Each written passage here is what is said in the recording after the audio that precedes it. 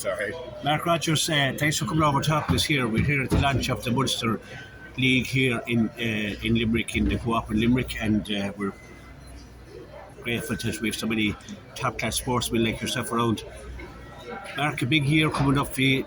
This league is going to start you off, kick you off, get the cobwebs off, I suppose, even though it doesn't seem so long ago since you were playing hurling with Scariff. Yeah, it's probably not that long. We're probably still going with Inter 21. But it probably did give us that platform last year with Clare. I know we didn't have the result we would have wanted in the Munster Hurling League final, but we got both games out of it, and I think we learned a lot from it. I think it progressed well onto the league, and then losing the championship, of course. But it comes around fairly quickly, and when you start this Munster Hurling League, it doesn't be long before April and May come. That's right, you're straight into the National League then and into the Championship. I suppose as a player, you prefer to be playing Munster League than to be slogging it out around Carlow or somewhere like it. Day matches is the thing, isn't it? Yeah, definitely. As players, all you want to do is play. Everyone loves matches, as many as you can get in. It's the same with the new championship format. You have 4 round-robin games. Like, everyone wants to play. I know we talk about the games to training ratio and all that's a big topic in the J at the moment. But I think that's improved in recent years. I think you're seeing a lot more games, and as players, and I presume as supporters as well, that's what you look forward to, these games. Yeah. You unfortunately picked up an injury there, which kind of put your career on hold a little bit, but you're back flying now. You scored, I think, 212, 213 in an inter-county, in a club championship game. So you're back at full flight.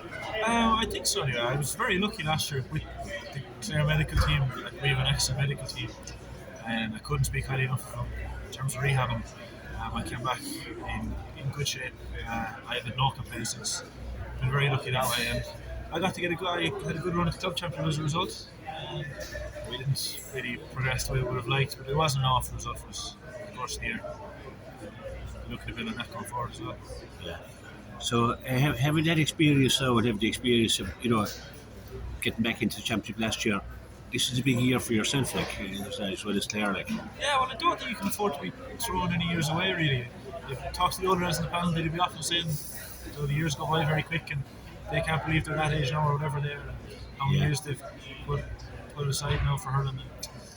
But it's very enjoyable, it's rewarding, and you need to make the most of your chances, because they don't keep coming around, and there's only so many times you get these chances. When you get the chance next time, you need to make sure you hold on to the jersey. Yeah.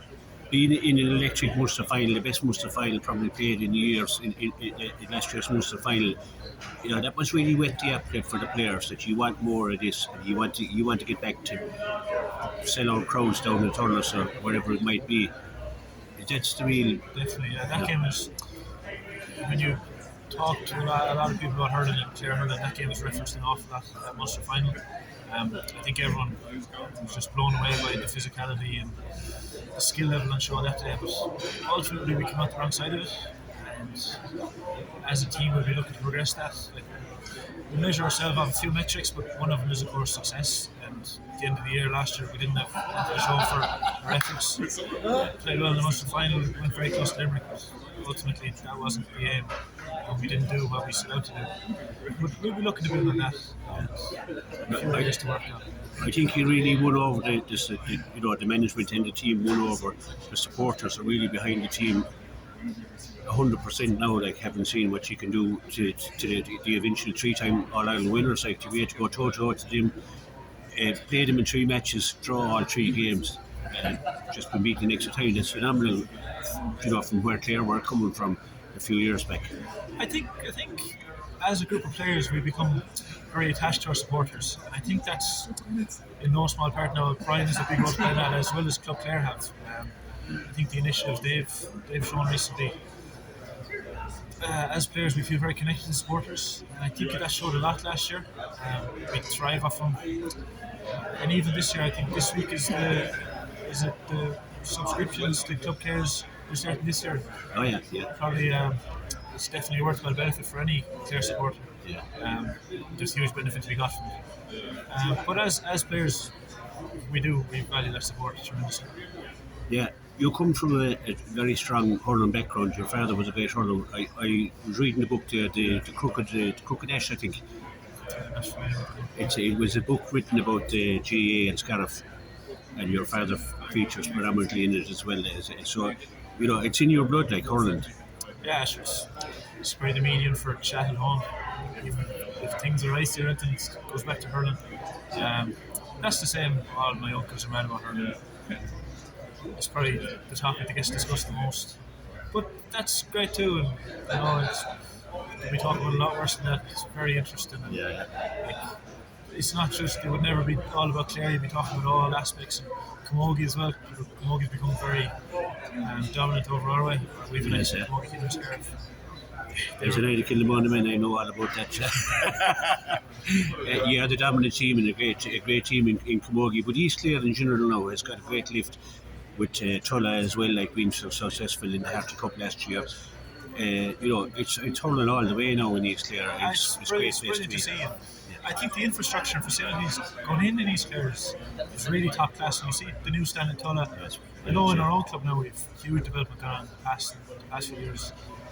There's clubs putting in astroturfs, new clubhouses, and it's brilliant to see. And it attracts younger players and it attracts parents, and it's a great environment for kids. And it's really beneficial to the area. And I think it's really developing communities out our way. And I think you're seeing that with the actual teams themselves, and I think the quality of hurling in this Clare is improving. Obviously, we're still a long way behind some of the top clubs, but we're getting there. I think the quality is improving, despite maybe a few. We maybe struggle in terms of population at times, but I don't think we count ourselves out in that. I think we like to think we might get the most out of what we have. I think that's fair to say. So, this time of the year now, it's Christmas around the corner now. Will you have any break around Christmas with the family and whatever? And then it's going to be hell for leather for 6 months. It will, but it's really enjoyable. Go back to your first question. When you're playing games, to come up one on top of each other, you don't really. The trend wouldn't be as intense maybe between those games because You have to work to it. game on game. But that's brilliant. Like everyone knows that going from game to game, you become very close to your teammates, and you're with them so much. And, there's something very enjoyable about that. Yeah, there is, cause there's a great atmosphere amongst the players, and when they come together and that. But there'll probably be maybe one or two new players who are nurtured now over the course of this particular league, the Munster League. They will be given a shot to see if they can do what you're able to do and what the rest of the lads are able to do. Yeah, well, I think you see that a lot with the Clare squad anyway. And you probably saw it last year. Even the Munster Hurling League, lads get their chances. And in fairness to our management team, they are very rewarding. If you perform, you'll be there again the next day. And they're very consistent in that. Train properly, you get your chance. You get your chance, then you have to take it. Well, onto the jersey. I think that's a brilliant way of selecting teams and management because the incentives are there for putting in. You ran out onto Croke Park this year. You'll be looking. You've got a taste for it. It's a unique atmosphere. It's where you want to get back to, I'm sure. Oh, definitely. Yeah. Croke Park is where the All Ireland's won. Without setting the goal for ourselves, really, we'd love to definitely get back to Croke Park again and really build on our performance last year. See if we could maybe reach the level that Limerick have been at in the last few years. And we don't think we're far away. Not far away, no. Absolutely, Mark. Yeah. Just a question on the last year, because Munster final was your first game back, wasn't it, after the injury? Yeah. I mean, was it kind of a race against time to get back for that Munster final? Was that your aim? Maybe it was 1 or 2 weeks ahead of time. Okay. No, I was good to go. I was lucky. I worked a lot with our physio. Shane Maloney was excellent. Once he gave me the all clear, I was 100% confident to go. And what was it like to come on in that kind of a game? It was tough maybe to get up to the speed of it. It looked like an awful pace. It was a fierce, physical, fast game. You're not really thinking like that at the time. You're just thinking, how can I get on the ball? How can I make an impact? You don't. It's only after you see, wow, there's 50,000 people there. It was raining. I wouldn't even realise it was raining during it because you're so in tune with the game. But in terms of games go, that was right up there. Just the last question, but for yourself I suppose to establish yourself as a starter on the team, I suppose that's the real aim for yourself this year, is it? I mean, you haven't started a championship game yet, so I mean that must be the aim. No, yeah. Obviously, you'd love to. Everyone wants to start, but it is a team game, and the management do their best to put the team in a position to win. If that means you have to come off the bench, you have to come off the bench. If that means you don't play at all, so be it. You're doing your part for the team. Hopefully you are. But obviously everyone wants to play. You want to test yourself against the best. You want to prove yourself at that level. Prove to yourself that you're good enough. Or try to see, can you maximise your potential. Lovely. So, Mark, have you sent your letter to Santa yet? Not yet, no, I get around to it. And I'll hear them later. No, Mark Rodgers, thanks a million for talking to us. Thanks very much. We appreciate it.